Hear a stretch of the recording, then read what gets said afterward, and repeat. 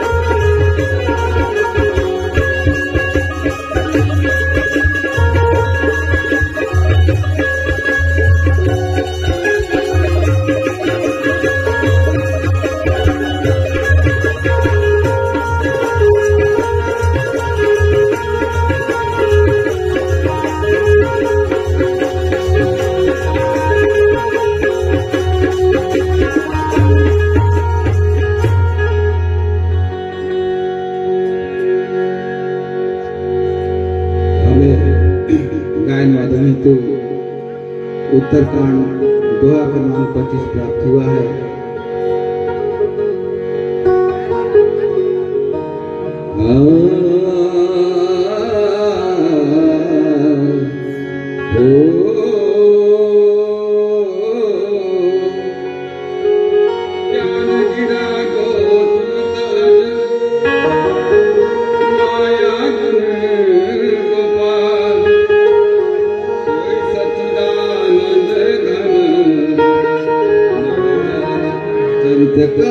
चरित उदार लखन सिया रामचंद्र की जय।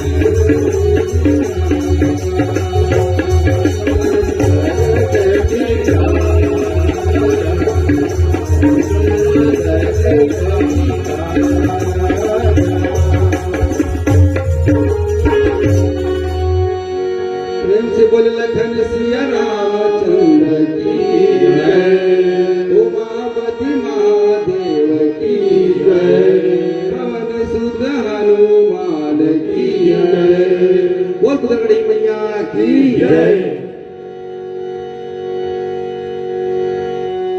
आज बड़ा ही हर्ष का विषय है।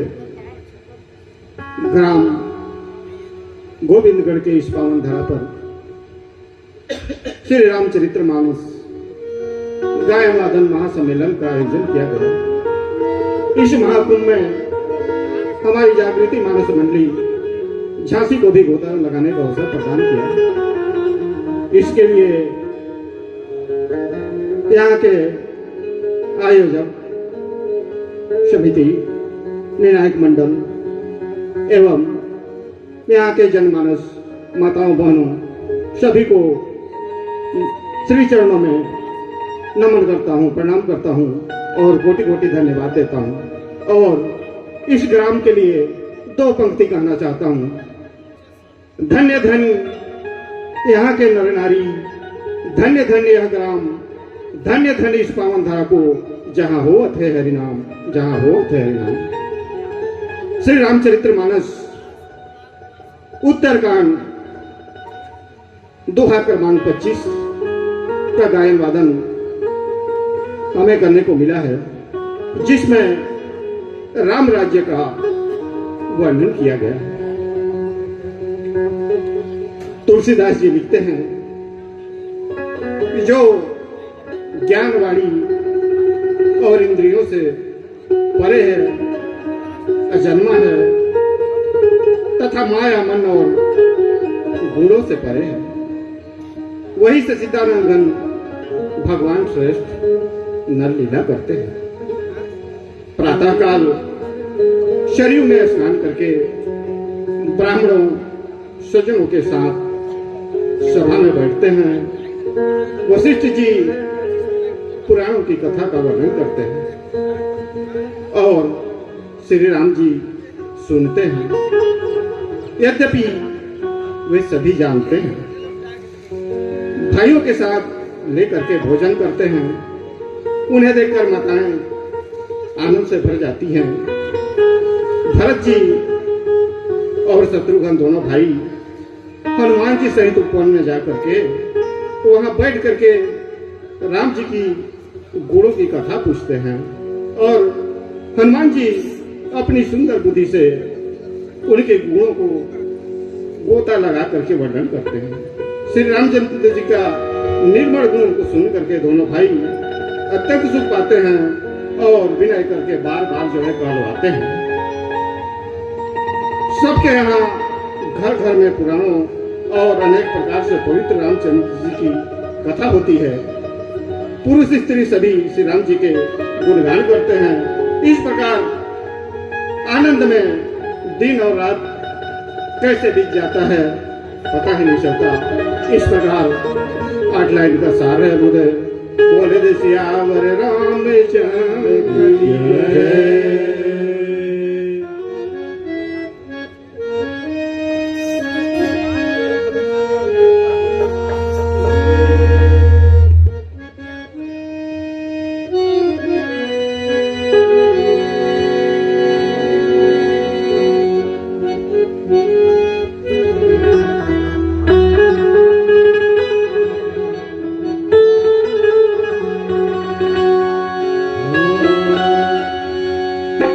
लखन सिया रामचंद्र की जय।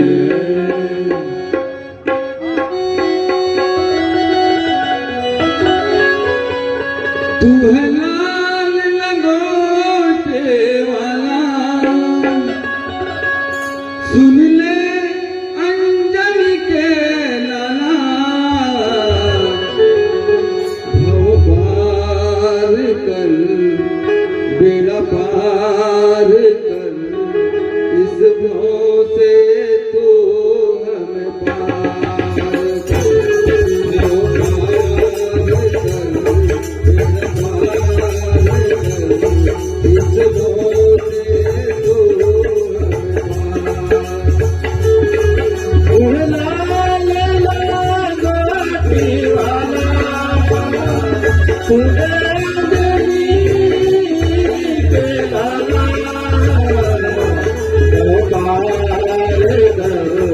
बेड़ा पार कर, उस भाव से तू पार कर। पार कर बेड़ा पार कर, उस भाव से तू पार कर।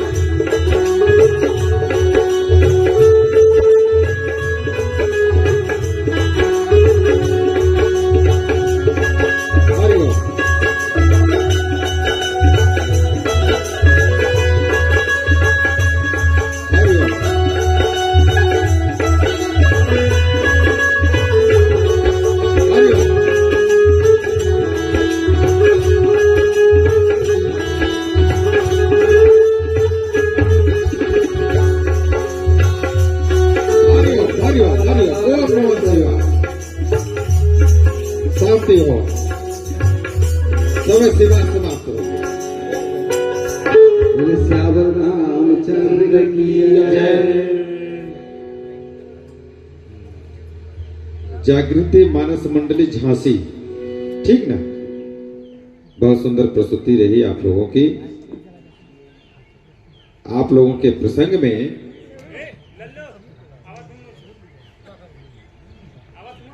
देखिएगा, एक चौपाई है, वेद पुराण वशिष्ठ बखानहि, सुनहि राम यद्यपि सब जानहि। ब्राह्मणों की समाज, सज्जनों की समाज है, सरयू नदी में नहा करके प्रातः काल बिना में और एक कथा का रसपान कर रहे हैं। वशिष्ठ जी सुना रहे हैं, वशिष्ठ जी वक्ता हैं और श्रोता के रूप में श्री रामचंद्र जी हैं। तो चौपाई कह रही है कि यद्यपि सब जाने ही, सब कुछ जानते हुए भी वेद पुराणों की अपने गुणों की कथा क्यों सुन रहे हैं? क्या भाव हो सकता है?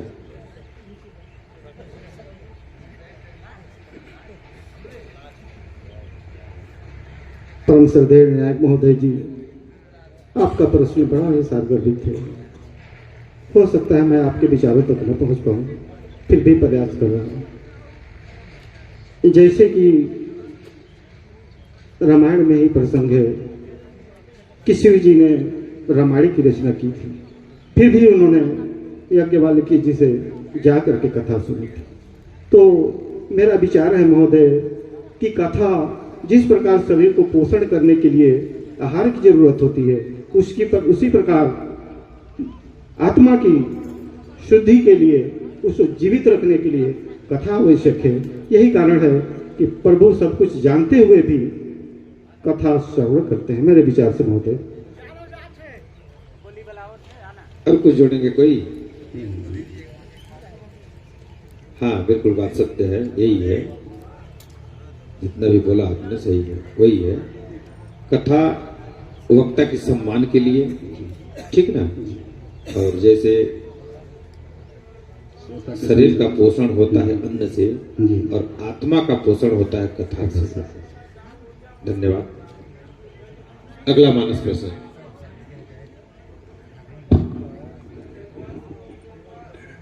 परम श्रद्धेय जागृति मानस मंडली झांसी, बहुत ही सुंदर भजन और वाणी से सभी जन श्रोताओं को राम रस पान कराए, इसके लिए आप लोगों को बहुत बहुत धन्यवाद। आइए चलते हैं मानस जिज्ञासा की ओर। जैसा कि कथा प्रसंग आप लोगों का उत्तरकांड से संबंधित है, भगवान राम राजा बन चुके हैं। आप ये बताएं, भगवान राम के राजा बनने के बाद वहां की कोई 3 विशेषताएं बताइए, जो विशेष हो।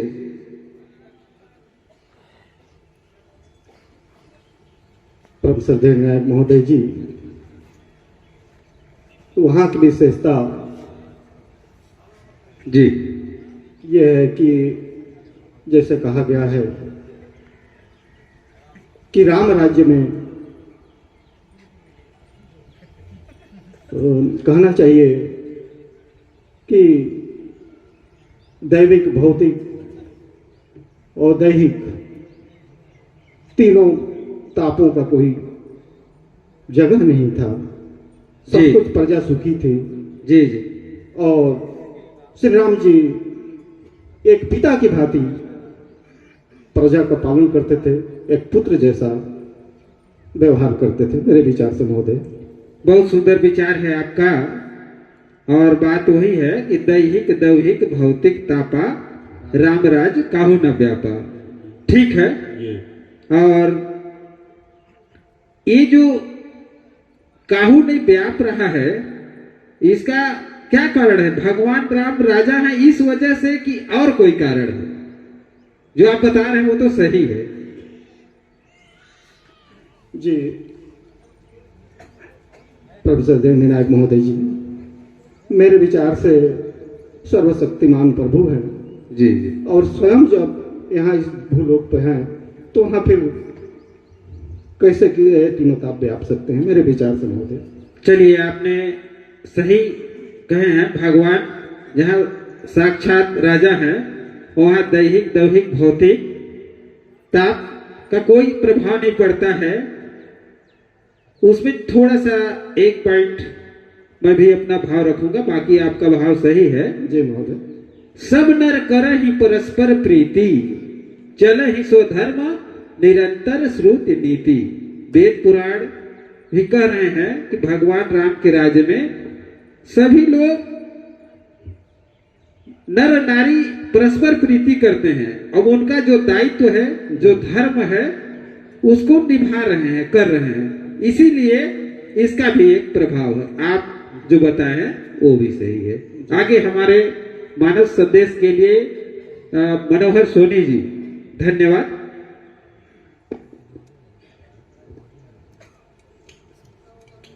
परम श्रद्धेय जागृति मानस मंडली झांसी, अभी अभी जो आप चपाई पढ़े हैं, वेद पुराण वशिष्ठ बखानहि, सुनहि राम जदपि सब जानहि। यही चौपाई। इस चौपाई के माध्यम से आप जनमानस को क्या संदेश देना चाहेंगे?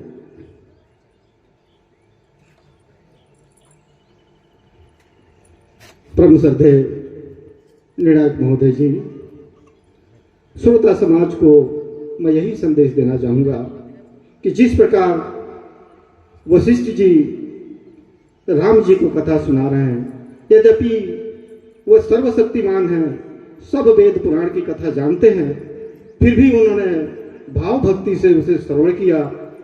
मैं जनमानस को यही संदेश देना चाहूँगा कि उनकी कथा को सुने, अपने बाल बच्चों को सुनाएं और उनके लिए अपने बच्चों को आगे लाएं और राम जी का जो चरित्र है, जो किए हैं, उसे अपने जीवन में उतारे। मैं यही कहना चाहूँगा महोदय। बहुत बढ़िया। कोई भाई और कुछ जोड़ेंगे? कोई सदस्य?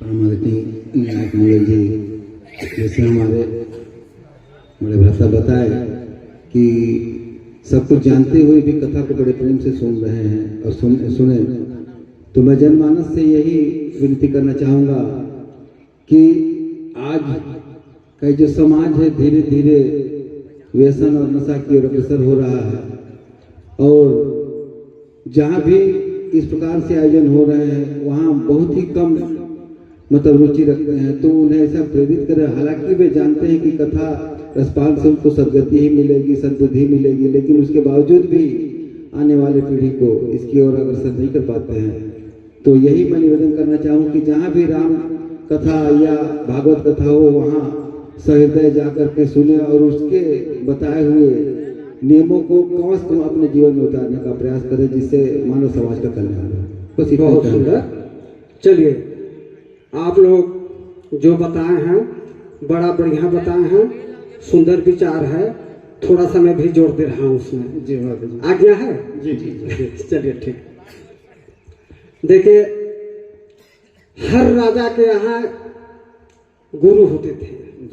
जैसे यहाँ जनक जी का सतानंद गुरु, दशरथ जी का वशिष्ठ मुनि गुरु हैं, और राम का यहाँ राजा है। और गुरु जो है अच्छा सलाह देता है, अच्छा मंत्र देता है गुरु, और मंत्री देते हैं ना। ये राजा है और गुरु का अवहेलना नहीं करता है, भले जानते हैं पर ब्रह्म परमेश्वर है, ठीक है ना। तो गुरु का अवहेलना नहीं करते हैं। आज के युग में देखा जाए, अगर कोई मास्टर पढ़ाया है, उसका पढ़ाया हुआ लड़का जो है कलेक्टर बन जाए, लेकिन सामने मिलेगा तो सर करके दंडवत प्रणाम करता है। आदर्श लोग मानते हैं इस चीज को। तो भले भगवान है, हर चीज जानते हैं, लेकिन गुरु का अवहेलना नहीं करते हैं, मान सम्मान रखते हैं, और उनका जो है कथा को सुखपूर्वक सुनते हैं, संतुष्ट हैं। बढ़िया ना? थोड़ा हंस के बोल कर मिला है। चलिए, बहुत सुंदर भैया, धन्यवाद, साधुवाद। अब आगे उद्घोषक महोदय। बोलिए सियावर रामचंद्र की जय।